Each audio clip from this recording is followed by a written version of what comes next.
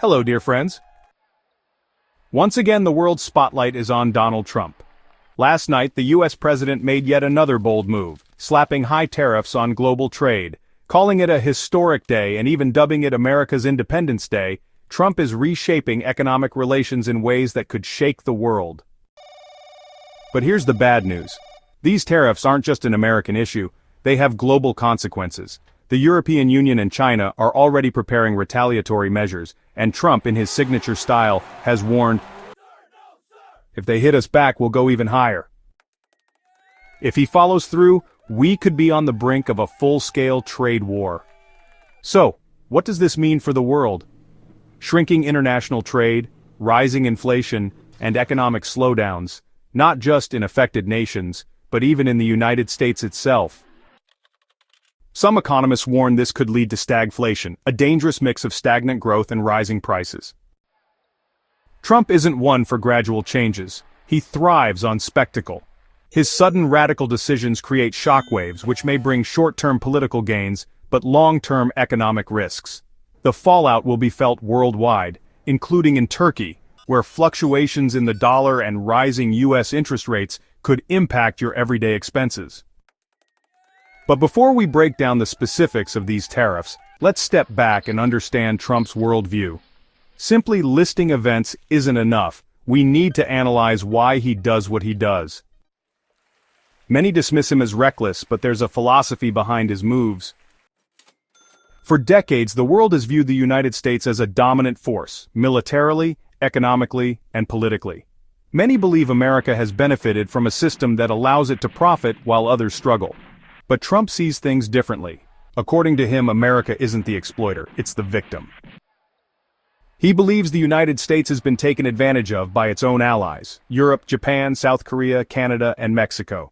In a dramatic speech last night, he declared, "For years, the American dream has been trampled on. Other nations have gotten rich while we have suffered, but that ends today. We are reclaiming our wealth." It's an odd statement coming from the leader of the world's richest country. The US economy is a $30 trillion powerhouse, and even its poorest state, Mississippi, has a higher per capita income than Germany. So why does Trump keep insisting that America is poor? The answer lies in relative poverty. Even if America is still growing, it's not growing as fast as China, and that feels like a decline. Consider this. In 1970, China's economy was barely as large as France's. By 1995, the US economy was 10 times larger than China's. By 2020, China had nearly caught up. That kind of shift is unprecedented. Imagine bringing home a tiny pet dragon and waking up to find it bigger than your house. It's not that America is getting weaker, it's that China's rise is so dramatic, it feels like the US is falling behind. And this fear fuels Trumpism. His supporters don't just worry about trade, they fear America is losing its dominance. Democrats acknowledge this shift too, but their approach is different. Biden focused on investing in tech and restricting China's access to critical industries, whereas Trump wants to tear down the entire system. Trump's strategy hinges on tariffs, heavy ones. China now faces a 34% tariff on its exports to the US, with some industries exceeding 50%. To prevent China from bypassing these restrictions through neighboring countries, Trump has also imposed 46% tariffs on Vietnam, 48% on Laos, 49% on Cambodia, and 29% on Pakistan. Even US allies aren't spared. The EU is hit with 20% tariffs, Switzerland 31%, and Canada and Mexico 20% each. It's clear, this isn't just about China, it's about dismantling the post-World War II economic order. Trump claims these tariffs will make America rich again. But here's the problem.